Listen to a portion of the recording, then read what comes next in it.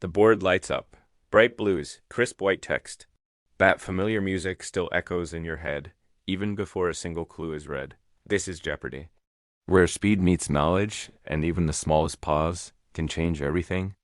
The category is simple, clean, tempting, short and sweet. Two words that promise quick answers, but only if your mind is ready. You can almost feel the contestants lean forward, hands hovering, eyes locked.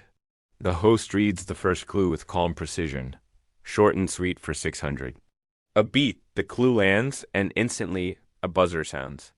TJ jumps in without hesitation. What is high fructose corn syrup?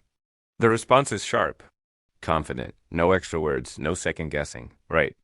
Just one word, but in Jeopardy, that word means everything. Money added, momentum gained. And just like that, the board keeps moving. Short for 400. The rhythm quickens now. You can feel it. The game has found its pace. Again, T, what are Rice Krispie treats? It's the kind of answer that feels obvious after someone else says it. That's it. Another confirmation, another small win. These moments seem small on the surface, but each one builds pressure. Because every correct response doesn't just add money. It adds confidence. And confidence on this stage can be dangerous in the best way. The light stays steady. The audience stays quiet. And the category keeps giving. But Jeopardy isn't just about knowing the answers. It's about rhythm. It's about getting into the flow of the game, finding a groove that throws your opponents off balance. When a contestant like TJ starts racking up correct responses, something shifts in the room. You can see it in the other player's eyes. A flicker of frustration, a moment of hesitation. That's the real game being played. The psychological game. Every time TJ buzzes in first, he's not just answering a clue. He's sending a message. I'm faster. I'm more confident. This is my board. This kind of dominance is mesmerizing to watch. It's like watching a perfectly executed play in sports. The timing, the precision, the sheer force of will, it forces the other contestants to either step up their game or get left behind. It's a subtle but powerful form of intimidation. The game is no longer just about trivia. It's a test of nerve. Let's dig deeper into what makes a run like this so compelling. It's the illusion of simplicity. From home, we're shouting the answers at our screens. Of course, it's Rice Krispie treats. But we forget the pressure cooker environment of that studio. The glaring lights, the silent audience, the knowledge that millions are watching, and that buzzer. That tiny, merciless buzzer. It's the great equalizer. You can know every answer on the board, but if you can't beat your opponents to the buzzer, your knowledge is useless. This is where timing becomes an art form. Contestants have to anticipate the exact moment the host finishes speaking to have a chance. A millisecond too early, and you're locked out. A millisecond too late, and someone else steals the clue. So when TJ nails it again and again, it's not just a display of knowledge. It's a display of mastery over the game's most crucial and most frustrating mechanic. Now, think about the category itself. Short and sweet. It's brilliant in its design. The clues are brief, the expected responses are concise. This encourages a rapid-fire pace that can either build incredible momentum or lead to a spectacular crash. For a player like TJ, who's clearly in the zone, this category is a gift. It allows him to leverage his quick recall and aggressive buzzing strategy to maximum effect. He can dominate the board before his opponents even have a chance to breathe. But there's a flip side. A fast-paced category can also create overconfidence.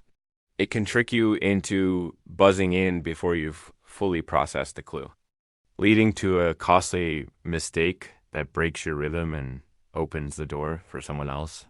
Every single clue in a category like this is a tightrope walk between speed and accuracy. It's high risk, high reward, and that's what makes it such fantastic television. So, as we watch the board clear out, clue by clue, what are we really seeing? We're seeing a masterclass in competitive performance. It's a combination of deep knowledge, lightning-fast reflexes, and uncheckable psychological fortitude. Every correct answer is a building block.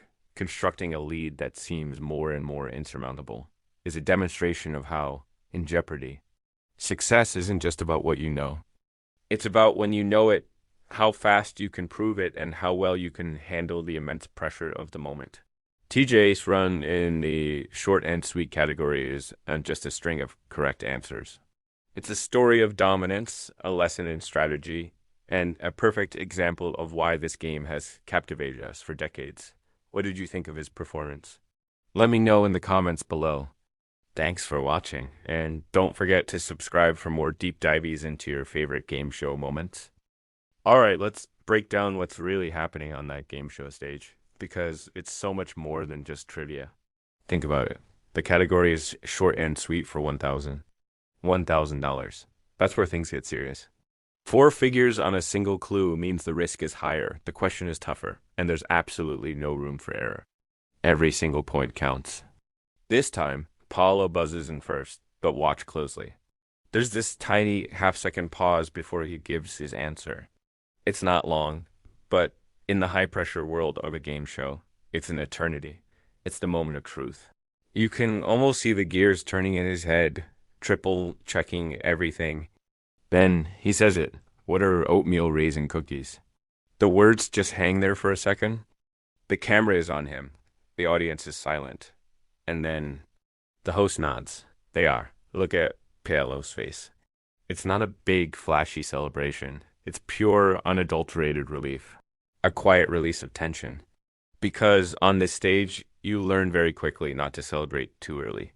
One correct answer doesn't win you the game. You have to immediately forget the last victory, and focus entirely on the next clue. Every single question is a brand new start. And just like that, we're back to the board. Short and sweet for 800. Now it's TJ's turn. He's back in the game, quick on the buzzer. What is pineapple upside down cake? The answer comes out so smoothly.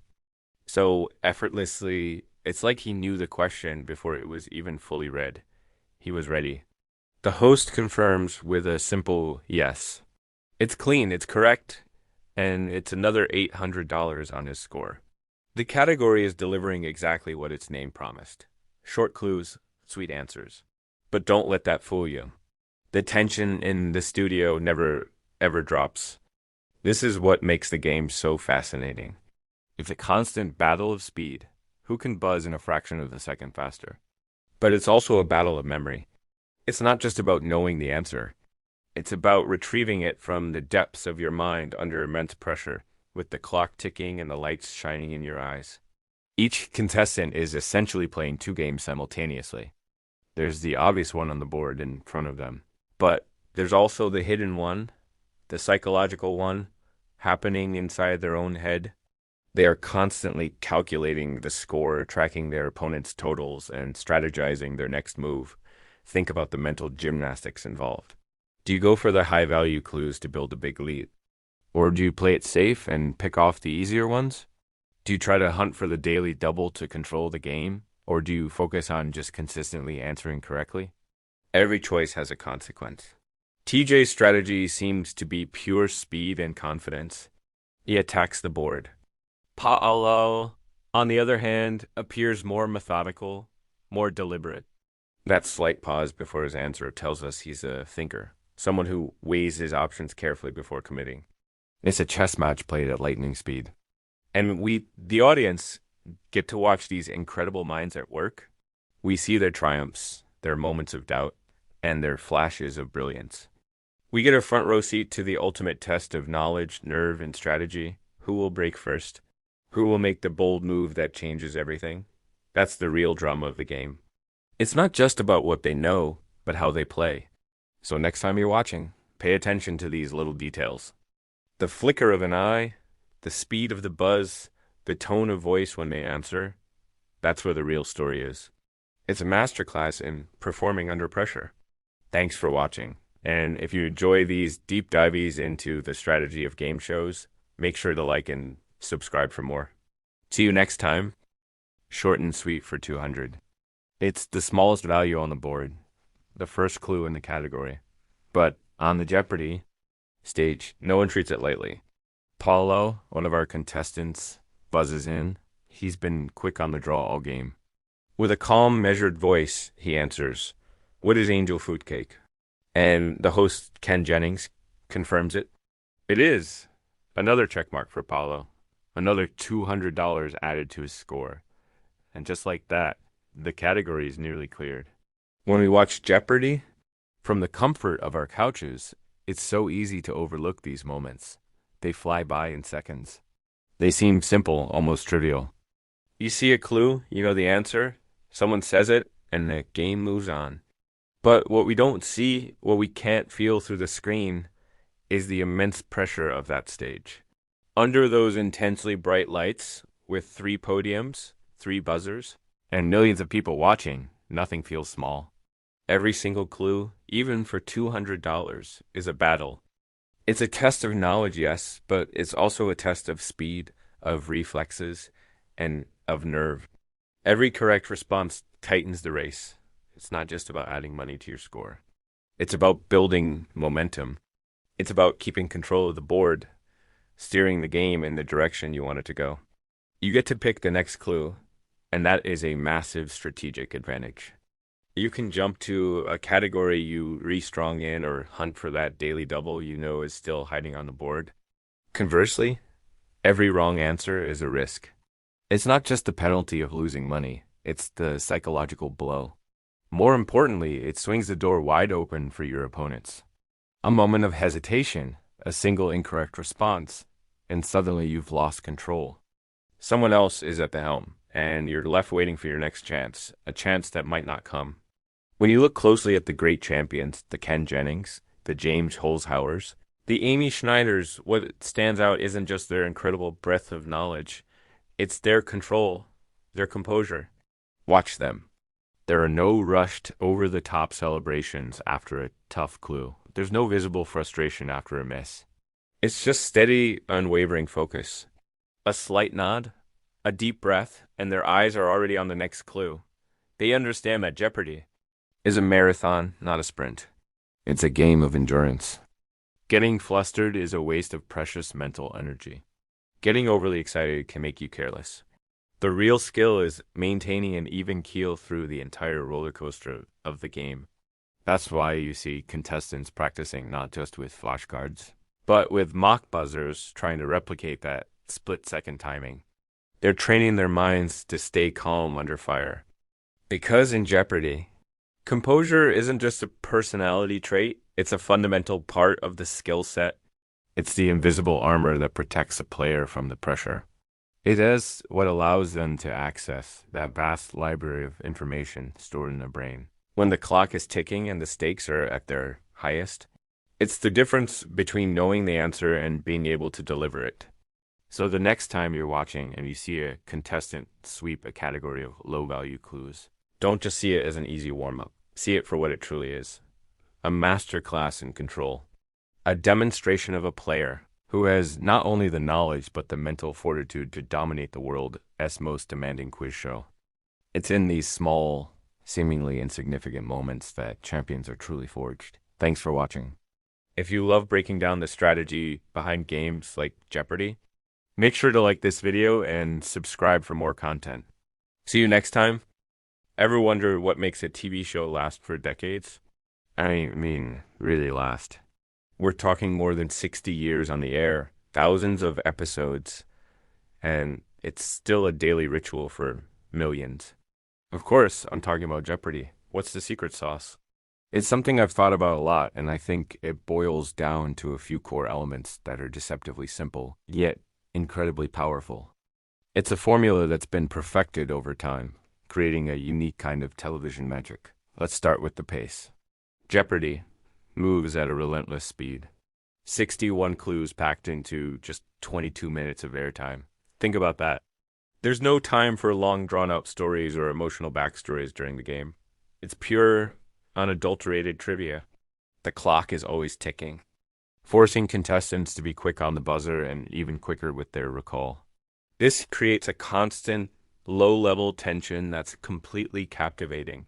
You, as a viewer, are right there with them, trying to shout the answers at your screen before they can. You see it after every commercial break, The final clue in a category is revealed, the answer is given, and the scores are updated. The host might say something like, "There's plenty more Jeopardy," where that came from. It sounds casual, almost like a throwaway line, but it's not. It's a promise. A promise that the game never stops, never slows down for long.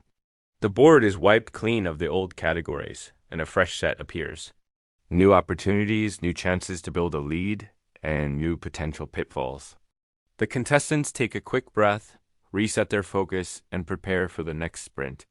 This constant renewal is a huge part of the show's appeal. It doesn't get bogged down. If a contestant is having a rough time with a category on, say, 19th century poets, they know that in a few minutes, they might get to shine in a category about blockbuster movies or world geography. This structure gives the game a natural rhythm of highs and lows. It's a series of small battles within a larger war, and that keeps both the players and the audience fully engaged from start to finish. There's always a chance for a comeback. Now, let's talk about the substance. In an era of flashy reality shows and manufactured drama, Jeopardy is an oasis of intellect. It celebrates knowledge. The show respects its contestants not for their personality or their sob story, but for what they know. The questions, or rather the answers, are brilliantly crafted. They're not just simple trivia. They often involve clever wordplay, subtle clues, and require you to make connections between different pieces of information. It's a game that rewards curiosity and a broad base of knowledge. This is why watching it feels so satisfying. It's a mental workout. You're not just passively consuming content. You're actively participating. Every clue is a little puzzle to solve. And that feeling when you know the correct response before any of the champions on screen, it's a genuine thrill. It's a quiet, personal victory that makes you feel smart. Conversely, when you don't know the answer, you learn something new. The show is constantly teaching you, expanding your understanding of the world in bite-sized, interesting chunks. It's education disguised as entertainment, and that brings us to the discipline of the game. The rules are strict and unbending. You must phrase your response in the form of a question. Your timing on the buzzer has to be perfect, not too early, not too late. Wagers and daily doubles and Final Jeopardy require strategic thinking that can make or break your entire game. This rigid structure is what creates the drama. It's not about arguments or alliances. It's about the pure, unfiltered pressure of performing under tight constraints. Think about Final Jeopardy. The music starts, the clock counts down, and three intelligent people are scribbling down what could be a life-changing response. The drama comes from the silence. It comes from the look of concentration on their faces. It comes from the suspense of the reveal, where fortunes can be won or lost based on a single question and a single wager. There's no spectacle without substance, and there's no real drama without discipline. Jeopardy understands this better than any other show. So, the next time you tune in and hear that familiar think music, take a moment to appreciate the genius of its design. It's more than just a quiz show. It's a celebration of knowledge, a masterclass in pacing, and a testament to the idea that the quiet thrill of knowing something can be the most compelling television of all. It's a simple format, questions, answers, and a ticking clock. But in that simplicity lies perfection that has kept us coming back day after day for over half a century. And that in itself is the correct response. Thanks so much for watching. If you enjoyed this little deep dive, let me know in the comments what your favorite game show is and why. And don't forget to like and subscribe for more content like this. See you next time. Have you ever watched a game show and found yourself completely hooked on a category that, on paper, seems almost too simple? You're not alone. I was recently watching a round where one category just stood out, and it wasn't because the clues were mind-bendingly difficult. In fact, it was the exact opposite. It was all about efficiency. Every single clue was a masterpiece of clarity. Short, sweet, and incredibly decisive. There was no room for confusion, no ambiguity, and absolutely no need for a post-clue debate. The answer was either right or wrong instantly. This kind of clarity is rare, and it does something amazing. It creates momentum. This momentum is like a current that pulls you, the viewer, into the game without you even realizing it. You're just watching, maybe half paying attention, and then suddenly you're locked in. A clue pops up, and you think, I know this. But before you can even fully form the thought, a contestant buzzes in and gets it right. Another clue appears, and the same thing happens. You blink, and another clue is gone. That feeling that I knew that I was just a second too late sensation is the hook. It's a tiny jolt of adrenaline, a micro challenge to your own brain. And that's when you stop being a passive viewer and start actively playing along from your couch. You start trying to beat the contestants, to say the answer just a fraction of a second before they do. That's the real magic of a well-designed game. It's not always about stumping the smartest people in the room. Sometimes it's about creating a flawless, fast-paced experience that everyone can participate in. The perfect execution turns even the simplest set of questions into an engaging, thrilling race against the clock. Think about it. When there's no fluff, no filler, just pure question and answer, the game becomes a rhythm. It's like listening to a great song with a catchy beat. You can't help but tap your foot along. In this case, you can't help but play along.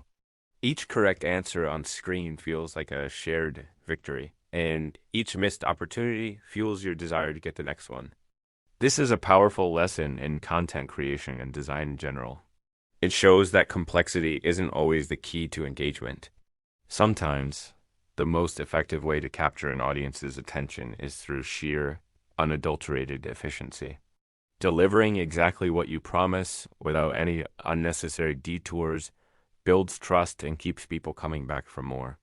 The next time you're watching a game show or even engaging with any piece of content, pay attention to this. Notice when you feel that pull, that shift from passive observer to active participant. More often than not, you'll find it's happening during moments of incredible clarity and perfect pacing. It's that beautiful, simple, and efficient design that makes the experience truly memorable. It's a testament to the idea that when execution is perfect, even the simplest things can become the most compelling. Thanks for watching. If you enjoyed this little breakdown, be sure to like this video and subscribe for more insights into the art of game design and content creation. See you in the next one. Have you ever watched a game show and thought, I could totally do that? Or maybe you've wondered, how do they even make these games? Today, we're diving deep into the secret sauce of one of the most beloved quiz shows, Jeopardy! And specifically, a fascinating format called short and sweet. You might think it's all just random questions and quick reflexes. But what if I told you there's a hidden genius behind every single clue? A meticulous design that makes the game not just challenging, but perfectly balanced. Let's start with the basics. In a standard game of Jeopardy, the board is a grid of categories and dollar values. But have you ever really paid attention to the order of the clues? It's not random. The clues within a single category are designed to build upon each other, creating a natural difficulty progression. The first clue, for the lowest dollar amount, is usually the easiest, a gentle entry point. As the values increase, so does the complexity. This isn't just about making it harder, it's about creating a narrative, a journey of knowledge within each topic. It as a subtle art that guides the contestants and the viewers at home from a simple fact to a deeper understanding. Now let's talk about value balance. It's a delicate dance. The writers have to ensure that a $200 question feels like a $200 question, and a $1,000 question feels like a real challenge. They can't all be obscure trivia that only a handful of people would know.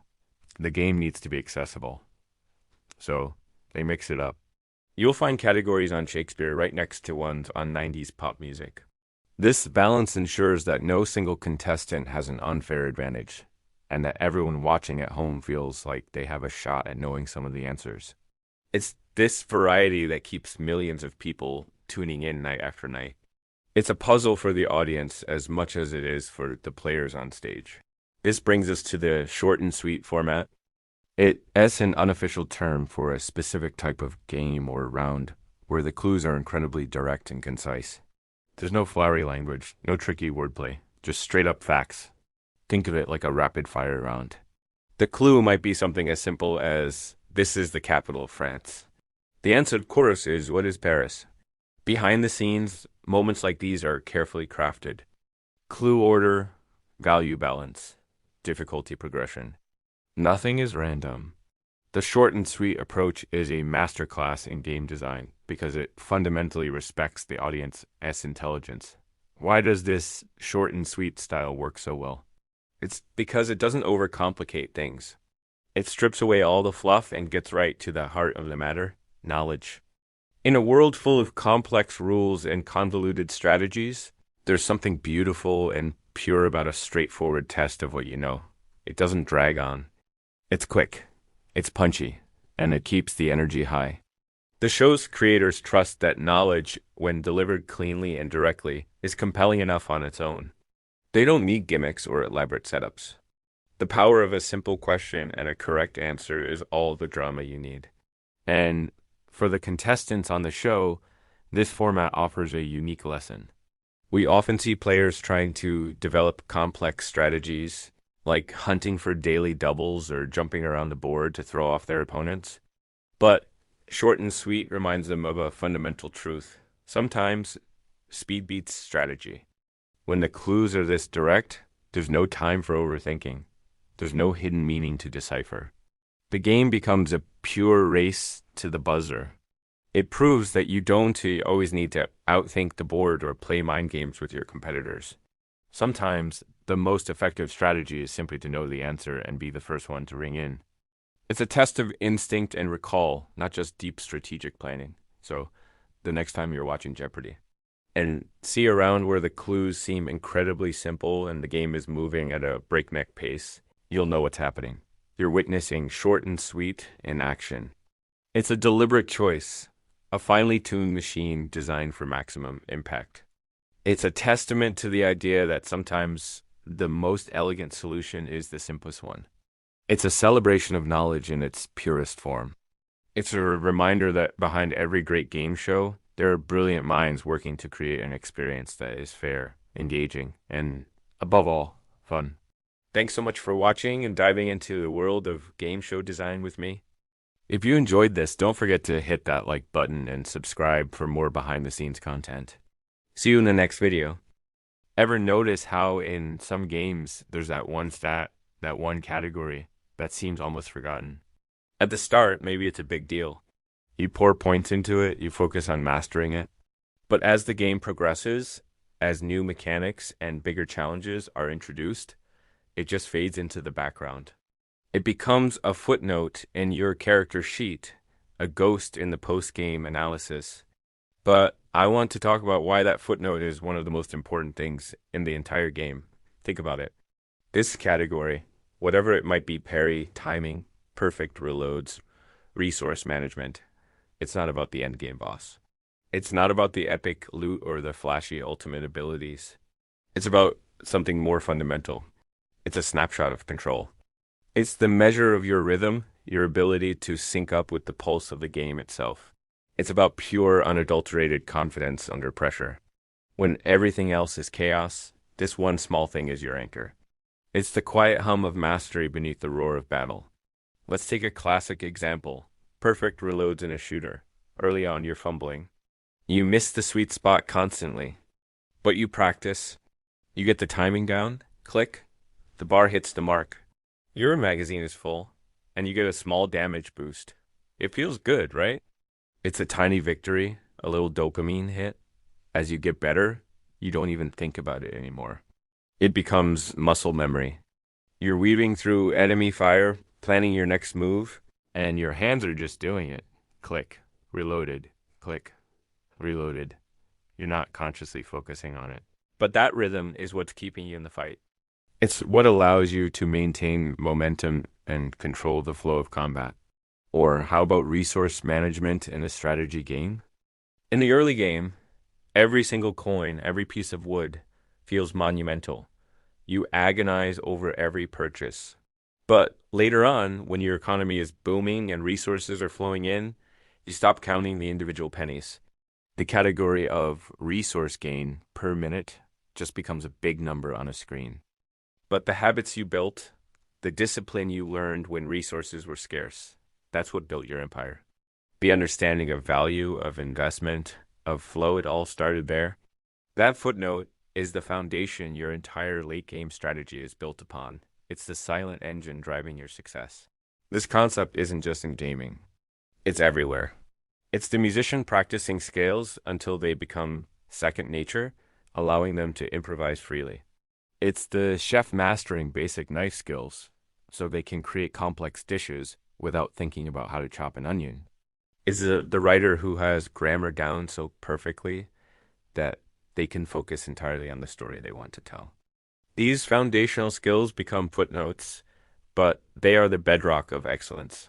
They grant you the freedom to operate on a higher level.